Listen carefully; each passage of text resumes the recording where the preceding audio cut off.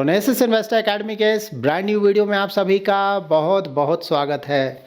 नया साल आने वाला है 2026 और नया साल आने से पहले मैं ट्राई कर रहा हूँ कि आप सभी का मतलब जो लोग भी हमारे YouTube वीडियोस को वॉच कर रहे हैं उन सभी को मेंटली इतना ज़्यादा टफ बना दूँ या फिर मेंटली प्रिपेयर्ड कर दूँ ताकि आप सभी अच्छे इन्वेस्टर या तो बन जाए या एटलीस्ट आपको पता चल जाए कि अच्छा इन्वेस्टर होता क्या है। देखिए इसीलिए ना पिछले कुछ समय से आप लोग देख रहे हो एक जैसे वीडियोस हैं, कहीं कहीं आप लोगों को लग रहा है रिपीटेशन है, इंटेंशनली किया जा रहा है। मैं यही चाह रहा हूँ कि आप लोग मेंटली पूरी तरह से प्रिपेयर्ड हो जाए ताकि अगले साल से एटलीस्ट आप लोग बोल सकें कि आप एक अच्छे इन्वेस्टर हैं ना। मार्केट में करोड़ों लोग अपना इन्वेस्टमेंट करते हैं ना, बहुत सारे इन्वेस्टर्स हैं, लेकिन सवाल यही आता है कि भाई इतने लोग इन्वेस्ट कर रहे हैं लेकिन उसमें से अच्छा इन्वेस्टर कौन है। ठीक है, अच्छा इन्वेस्टर का मतलब क्या हुआ, इन्वेस्टमेंट क्यों करते हैं, अच्छा रिटर्न जनरेट करने के लिए ना। तो अगर कोई अच्छा रिटर्न जनरेट कर पा रहा है तो ऑफकोर्स उसको हम अच्छा इन्वेस्टर बोल सकते हैं। तो अगर आप भी चाहते हो कि आपका पैसा लक से नहीं लॉजिक से बने तो पूरा वीडियो देखें, अच्छी तरह से समझें। इन्वेस्टिंग में आप हमेशा ध्यान में रखें कि investing is more art than science. इसीलिए मैं हमेशा आप लोगों को बताता हूँ ना कि इन्वेस्टिंग में सफल होने के लिए कोई ज़रूरी नहीं है कि आप बहुत ज़्यादा ब्रिलियंट हो। यहाँ पे जो सबसे ज़्यादा मैटर करता है वो मैटर करता है आपके इमोशंस पे आपका कंट्रोल है कि नहीं। साइकोलॉजी यहाँ पे मैटर करता है। ऑफ कोर्स फंडामेंटल चेक करना है या एनालिसिस करना बहुत इंपॉर्टेंट है, लेकिन अगर आपको अपने इमोशंस पे कंट्रोल नहीं है ना तो कितना भी ज़्यादा आप सीख लें, किताबें पढ़ लें, कोर्सेस कर लें, कोई फ़ायदा नहीं होगा, आप अच्छे इन्वेस्टर नहीं बन पाएंगे। तो नंबर 1 प्रायोरिटी आपको समझना होगा कि अपने इमोशंस पे कंट्रोल करना है। फियर, ग्रीड, मार्केट थोड़ा गिर गया, मैंने डर कर बेच दिया, मुझे लग रहा है कि पूरा गिर जाएगा, फर्स्ट। सेकंड, ग्रीड में क्या है, मार्केट थोड़ा ऊपर गया, मैंने फिर बेच दिया कि पता नहीं ऊपर जाएगा कि गिर जाएगा, प्रॉफिट ऑलरेडी बन चुका है तो भाई उसको ले लेना चाहिए। यही सब चीज़ आपको समझना है ना। फियर, ग्रीड या फिर ईगो भी बहुत आता है कई केसेस में।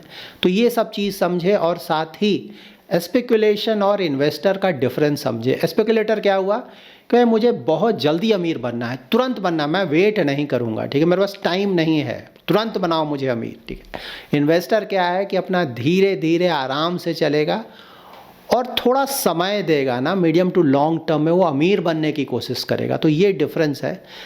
तो स्पेकुलेटर में ऑफ कोर्स शायद आपको कोई ना मिले जो कि बहुत ज़्यादा अमीर बना हो, लेकिन इन्वेस्टर आपको बहुत सारे मिल जाएंगे जो कि बहुत बहुत ज़्यादा अमीर है, इनके पास बहुत बड़ा पोर्टफोलियो है ना, 100 करोड़, 1000 करोड़ है, उससे भी ज़्यादा, ठीक है, मिलियंस, बिलियंस, हर एक तरह के इन्वेस्टर आपको मिल जाएंगे। आज का वीडियो आपको स्पेकुलेटर से इन्वेस्टर बनाने के लिए। म्यूचुअल फंड में पैसा लगाना तो बहुत आसान है ना, कोई भी इन्वेस्टमेंट कर सकता है, कौन सी बड़ी बात है, लेकिन सही म्यूचुअल फंड और सही से उसे कंटिन्यू करना बहुत मुश्किल है, ये आसान नहीं है।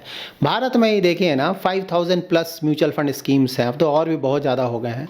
और ज़्यादातर लोग अपना इन्वेस्टमेंट कैसे करते हैं, पास रिटर्न देख लिया, खासकर 1-2 साल का रिटर्न ना, वहीं पे लोग ज़्यादा फंसते हैं। 1-2 साल का रिटर्न अरे बहुत ज़्यादा है, उन्हें लगता है किसी तरह का रिटर्न फिर से फ्यूचर में भी आता रहेगा। वो ये नहीं समझ पाते कि भाई ये आ चुका, फ्यूचर क्या होगा किसी को नहीं पता, ठीक है।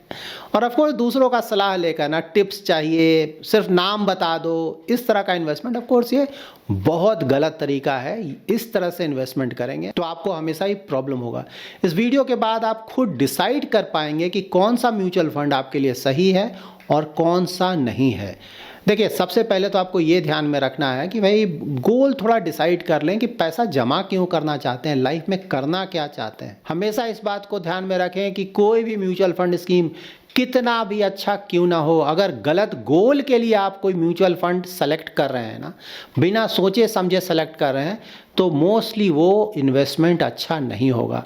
देखिए 3 बेसिक क्वेश्चंस हैं जो कि हमेशा आप पूछे ना कि पैसा आप कब तक के लिए लगाना चाह रहे हैं ना, 1 साल से 3 साल जिसे हम शॉर्ट टर्म बोलते हैं, 3 साल से 10 साल जिसे हम मीडियम टर्म बोलेंगे, और 10 ईयर से उससे ज़्यादा हम लॉन्ग टर्म बोलेंगे, ठीक है। तो ये सबसे पहले मेंटली प्रिपेयर्ड है भाई कितने समय के लिए आप पैसा लगा रहे हो। इतने समय पैसा लगाने का मतलब ये हुआ कि मान लीजिए 1 से 3 साल, 1 से 3 साल के बीच में पैसा नहीं निकालूंगा।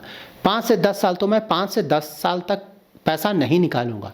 10 साल से ज़्यादा तो 10 साल तक मैं पैसा नहीं निकालूंगा। उस बीच अगर मुझे पैसे की ज़रूरत होगी तो उसके लिए मैंने पैसा अलग रखा हुआ, यहाँ पे मैं टच नहीं करूंगा। इसका मतलब ये हुआ। पैसा क्यों चाहिए, भाई पैसा चाहिए क्यों ना, घर खरीदना है, बच्चों की पढ़ाई है, शादी है, रिटायरमेंट है, वेल्थ क्रिएशन है, किस लिए चाहिए। देखिए जब तक आपको पता ही नहीं है कि करना क्या चाहते हैं, ठीक है, अब जैसे पढ़ाई भी करना, आपको डिसाइड करना होगा ना, साइंस लेंगे, आर्ट्स लेंगे, कॉमर्स लेंगे, क्या, या फिर वो लेना भी चाह रहे हैं तो क्यों लेना चाह रहे हैं, आगे किस तरह का जॉब करना चाहते हैं, थोड़ा क्लैरिटी तो होना चाहिए ना। बिना क्लैरिटी के अगर लाइफ में आप आगे बढ़ेंगे, सिर्फ इन्वेस्टमेंट नहीं, कहीं भी आपको प्रॉब्लम ही होगा, ठीक है। रिस्क लेने की कैपेसिटी कितनी है ना, मतलब अगर थोड़ा बहुत में निगेटिव गया तो रातों की नींद उड़ गई, डर लगने लगा ना, हार्ट बीट बढ़ने लगा, ब्लड प्रेशर बढ़ने लगा, मान लीजिए आप लो रिस्क हैं, इक्विटी से दूर रहें। सिंपल, सभी को इक्विटी में इन्वेस्टमेंट करने की ज़रूरत नहीं है, आप हमेशा ध्यान में रखें, आप इस बात को मान लें कि भाई मैं झेल नहीं सकता इस तरह के वोलाटाइल इन्वेस्टमेंट्स को, दूर रहें। उसी तरह से अगर आपको ना मार्केट गिरता है तो आप खुश हो जाते हैं, अगर बहुत अच्छी बात है, मेरे पास थोड़ा पैसा पड़ा हुआ है, मुझे और इन्वेस्ट करना है, तब तो आप हाई रिस्क वाले इन्वेस्टर हैं और आपके लिए इक्विटी इन्वेस्टमेंट बहुत अच्छा है। और मोस्टली अगर आप लॉन्ग टर्म तक बने रहेंगे, काफ़ी अच्छा रिटर्न जनरेट कर पाएंगे, ठीक है। तो गोल अगर क्लियर नहीं होगा तो मोस्टली आपका फंड सिलेक्शन गलत होगा ना।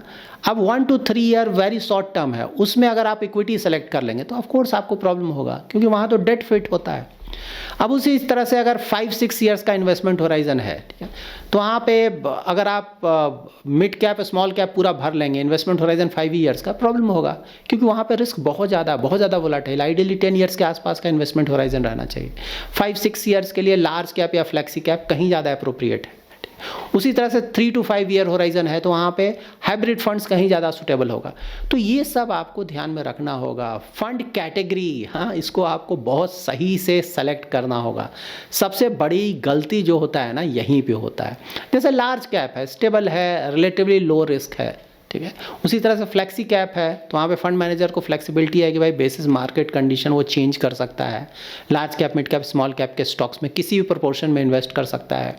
Mid cap, small cap, multi cap बहुत ज़्यादा रिस्क है, हाई रिटर्न आने के चांसेस हैं, एग्री, लेकिन रिस्क भी बहुत ज़्यादा है। मल्टी कैप भी इसी में आता है, क्योंकि किसी भी मल्टी कैप फंड में मिनिमम 50% का इन्वेस्टमेंट स्मॉल कैप और मिड कैप में होता है, तो ये भी बहुत रिस्की है। उसी तरह से सेक्टर थीमेटिक फंड सबसे ज़्यादा रिस्की। अगर इन चीज़ों की जानकारी नहीं है तो सेक्टर और थीमेटिक फंड में बिल्कुल ना जाएं। जानकारी है तो फिर आप कोई भी इन्वेस्टमेंट कर सकते हैं, वो अलग बात है, लेकिन जानकारी नहीं है, सेक्टर थीमेटिक फंड से बिल्कुल दूर रहें। डेट फंड में भी ना, जैसे बहुत शॉर्ट टर्म का इन्वेस्टमेंट है तो liquid fund, ultra short term fund हो गया, थोड़ा ज़्यादा टेनर चाहिए तो शॉर्ट ड्यूरेशन वाले हो गए या कॉर्पोरेट बॉन्ड्स हो गए। यहाँ भी guilt fund, dynamic bond fund और क्रेडिट रिस्क फंड से दूर रहें। अगर आपको समझ नहीं है इन चीज़ों की, बिल्कुल दूर रहें। जो शॉर्ट टर्म वाले मैंने आपको बताया ना, वहाँ ही पे रहें ना। लिक्विड हो गया, अल्ट्रा शॉर्ट हो गया, शॉर्ट टर्म हो गया, कॉर्पोरेट बॉन्ड्स, गिल्ट, डायनेमिक या क्रेडिट, यहाँ पे अगर आपको समझ नहीं है तो बिल्कुल ना जाएं, बहुत ज़्यादा रिस्क होगा, ठीक है। तो अगर आपको कैटेगरी समझ नहीं आती, ठीक है, तो वो फंड आपके लिए नहीं है। अगर समझ में आए तभी लें, समझ में नहीं आए नहीं लें।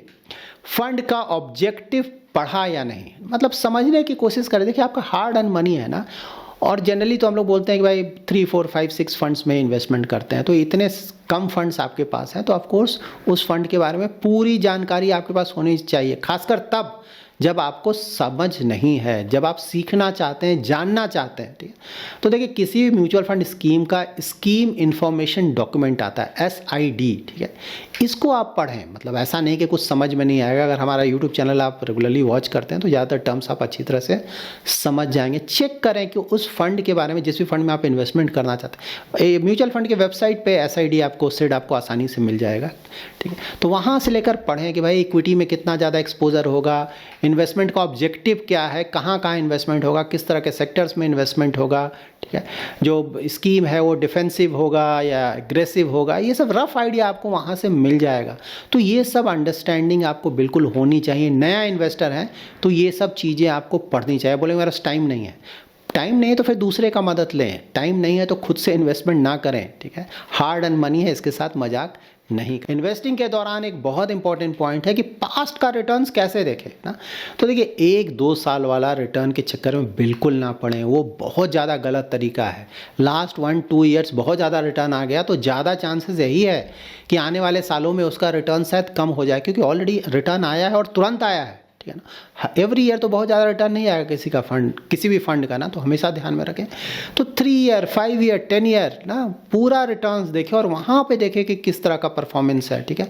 जो कैटेगरी एवरेज है उसके मुकाबले कैसा है, उसी कैटेगरी की जो टॉप फंड्स है उसके मुकाबले कैसा है, जो उसका बेंचमार्क है उसके मुकाबले कैसा है, ठीक है। और यहाँ पे ये भी ध्यान में रखें कि भाई जब मार्केट गिर रहा है वहाँ पे परफॉर्मेंस फंड का कैसा है, क्योंकि उसी से पता चलता है कि फंड कंसिस्टेंट है कि नहीं। जब मार्केट ऊपर है तो ज़्यादातर फंड्स का नेचुरली परफॉर्मेंस अच्छा ही होगा, क्योंकि वहाँ कहीं भी इन्वेस्टमेंट करें वो परफॉर्मेंस ठीक आता है। लेकिन जब मार्केट गिरने लगता है ना तब सही से पता चलता है कि फंड का परफॉर्मेंस कैसा है। यहाँ पे ऑफकोर्स फंड मैनेजर कौन है चेक करें कि भाई वो कितने समय से उस फंड को मैनेज कर रहा है, किस तरह का एक्सपीरियंस है उस फंड मैनेजर का, एक ही फंड को मैनेज कर रहा है फिर अलग अलग फंड को मैनेज कर रहा है, ठीक है।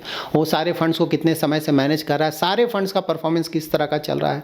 बार बार अगर किसी स्कीम का फंड मैनेजर चेंज कर रहा है तो वो तो रेड फ्लैग है, वहाँ से हमें बच कर रहना चाहिए। अगर यही एक फंड मैनेजर है सालों से मैनेज कर रहा है, अच्छा खासा ट्रैक रिकॉर्ड है, तो किसी भी फंड के लिए बहुत बड़ा पॉजिटिव है।